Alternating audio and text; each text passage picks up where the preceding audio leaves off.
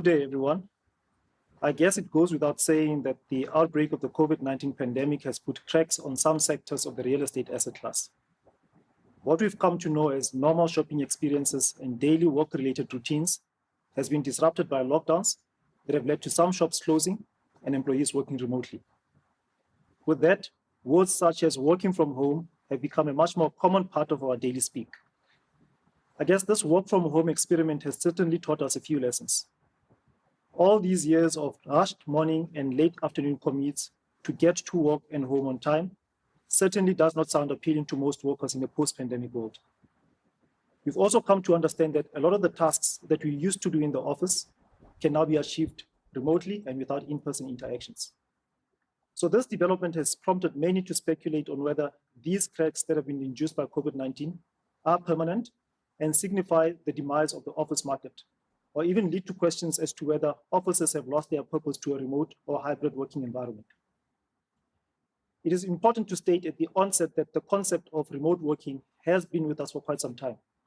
In fact, history tells us that the practice of working from home predates our history of working from the office.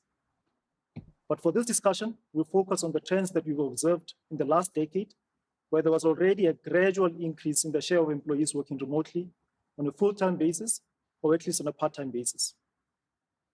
A recent study from the Federal Reserve Bank of Dallas in the US shows that approximately 75% of the workers in the US commuted to work every day before the pandemic, while 17% of the workers worked from home some days, and about 7.6% worked from home on a permanent basis. From these stats, we observed that the trend towards remote working observed prior to the pandemic was already an established pattern driven by advancements in technology and was gradually gaining some form of momentum over the last decade. But as the number of COVID-19 cases rose and lockdowns were introduced, the drive towards remote working, which was adopted as a safety precaution for employees, led to a substantial increase in the proportion of workers working remotely. By May of 2020, 45% of the workers in the US worked from home, while the balance of the workers still indicated that they commuted to work every day. So although remote working is not new, the pandemic has certainly accelerated the adoption of this practice by corporates and workers alike. Today, we now have a high proportion of people that had relatively little experience working from home that have now discovered the benefits of remote working. Since COVID-19 is a global pandemic that is affecting real estate markets across the world, research and trends from global markets can provide a picture of how the sector was affected by the pandemic and what the outlook will potentially look like post the reopening phase. But as we've come to learn over the past few months, real estate companies experienced COVID-19 differently. Companies servicing tenants in the office and industrial space experienced better rental collection rates, while real estate companies servicing retail tenants were under pressure. So in the next sections, we'll provide a brief overview of the health of the office sector as seen in other markets, including South Africa, and use observations and surveys on return to office expectations to gain an understanding of what that potentially means for the sector in the near term. Remote working certainly is a headwind to the office investment market as we move closer and closer to the reopening phase. However, the challenges that the office sector is facing at present relates to the low utilization of currently leased space, together with tenant intentions that are susceptible to change at any moment. So looking at occupancy statistics for US office-based REITs as reported by the National Association of Real Estate Investment Trusts, vacancies in the office sector increased by 300 basis points from 6.2% in the fourth quarter of 2019 to 9.7% in the second quarter of 2021. This is for good reasons. As COVID-19 took form, corporates grew concerned about the impact of the shrinking economy on the demand of products and services that they sell to the market. This reality has driven some businesses to rationalize space requirements and pause on finalizing lease commitments. The occupancy trend in the South African office market is no different. The latest data from the South African Property Owners Association points to an office market or real estate fundamentals that are continuing to worsen. Occupancy rates have deteriorated by approximately 7% on average quarter on quarter since March of 2020. This outcome has driven vacancy rates in the office sector higher to around 15% in the second quarter of 2021. So if you look at it, this represents a 370 basis points increase from the vacancy rate of 11% that was reported in the fourth quarter of 2019. Added to that, a number of financial institutions, including banks, who are some of the largest users of corporate space, continue to rationalize their real estate footprint in pursuit of better efficiencies and improved profitability. These moves will continue to add excess inventory into the South African real estate office market. Our expectations, therefore, are for office occupancy rates to weaken further from current levels, driven by a combination of economic factors as well as structural factors arising from remote working practices. An important indicator that we keep our eyes on, particularly in this environment, is sublet vacancy rates. This is because tenants typically place sublet space in the market during recessions and tend to pull that space back when the economy recovers and demand comes back. So this certainly makes sublet vacancy rates an important leading indicator for office demand. So if we look at this from a US perspective, sublease availability surged during the pandemic as many occupiers reduced their office footprint when they shifted to remote working. While this picture differs depending on where you are, the trend across most markets has generally been on the up. In South Africa, albeit data on this is scarce, there has been growing commentary around the increase in subleasing by some of the big corporates. So while sublease vacancy rates are not picked up from headline vacancy rates, the availability of the space in the market contributes to depressed market rentals because the sublet space is often offered at a discount to market-related rents as tenants pursue savings during difficult times. Interestingly though, recent data from markets such as the US suggests that we may have actually seen a peak in subleasing trends, with tenants pulling space off the sublease market. According to JLL, the amount of sublease space in Sydney, Australia fell by 8% in the first half of this year. New York is also seeing an improvement following a significant amount of space that was added into the market. So for us, this suggests that the outlook on the economy, on employment, and prospects on return to office are improving from a tenant's perspective. And tenants now realize that they need the space they had released into the market after all. While this seems to be positive, the implementation of return to office policies by corporates will largely depend on the pandemic and the progress made towards vaccinations. We saw companies in developed markets who were encouraged by vaccinations announcing plans to return to offices. Those plans, however, have been disrupted by surging Delta virus cases.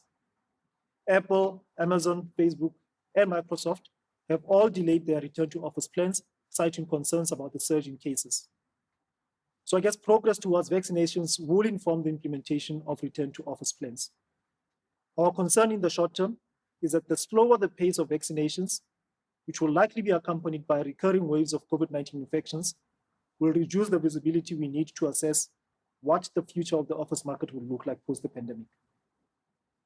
That said, we see the office market coming back over the next 12 to 18 months. However, the return to office will be stronger in some markets and weaker in other markets, depending on the rate of vaccinations and the recovery in terms of the economy. Importantly, though, corporates will come back to a labor market that is quite different from one that existed prior to the pandemic, where remote work was a nice to have, to one where remote work is a standard preferred way of working for employees. But some corporates are already adjusting to this environment.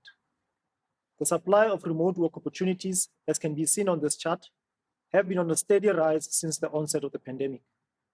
Between January of 2020 and January of 2021, we've seen an 18% average month-on-month increase in remote working opportunities advertised by companies.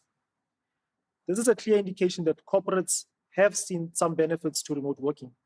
On the employee side, workers have become accustomed to this way of work. They have experienced the benefits, and there is a realization that it is possible to be productive while working from home. Then comes the question, is remote working here to stay? When looking at this, survey results paint a very interesting picture. Based on return to work surveys done by McKinsey in July this year, 80% of the executives that were surveyed would like to see employees at the office for 3 or more days per week. Employers stress the importance of training new staff, collaboration, and building a strong culture which can only be achieved in person and at offices. On the other hand, a significant share of employees would like to work from home for 2 or more days per week. and more than half of those employees are looking to work from home for more than 3 days per week. So it is apparent that employees value working from home or remotely. Some surveys even show that the value employees place on being allowed to work from home for more than 3 days a week is equivalent to receiving a 15% increase in their salaries. So all of these factors are important considerations in the return to office policies that companies will ultimately adopt. Importantly, while employee demand for remote working is increasing, it needs to be met with equal supply of those opportunities from employers for it to be sustainable and have a meaningful impact on the demand for office space. At the moment, demand for remote work far outstrips the opportunities that are offered by companies. As seen in one of the surveys, more than 60% of the participants mentioned that they prefer work where they can work from home. However, only 9% of the jobs advertised provided the opportunity to work from home. With that, we expect corporates to offer a hybrid model going forward. Within that, there are subsets of choices available for employers. There's an option where remote work is the default option, with offices kept as a base. There's an option where employees divide their time equally between remote and office work. And lastly, there's an option where the office is the primary place of work, where employers provide some flexibility in terms of remote working to their employees. Given that employers have stressed the importance and advantages of being in the office in most of the surveys, we believe that a model which will be common post the pandemic is one where the office is the primary place of work. The shift towards a hybrid model will undoubtedly affect the office market, but the question is to what extent. Unfortunately, estimating how much office space companies are going to need after the pandemic is a difficult task, but we have seen some companies moving to share-offs of space, as well as attempts to measure the impact of remote working on office demand. In one study made by a group of economists at CBRE Economic Advisors in June of 2020, they estimated that demand for working from home will increase by 15% post the pandemic. However, the need for social distancing brought on by COVID-19 will require de-densification of current workplace designs. This, according to CBRE, will result in a 15% increase in space per worker. So on that basis, underlying space demand will then decrease by approximately 2% overall between 2020 and 2025. It is important to stress, however, that real estate markets in various geographies are in different stages of the real estate cycle and will react differently. Demand for space in some markets will come back as the economy rebounds and the demand for workers comes back on stream. This will drive some reversal of the office demand lost as a result of the pandemic. Some real estate markets like South Africa went into the pandemic with excess supply of space.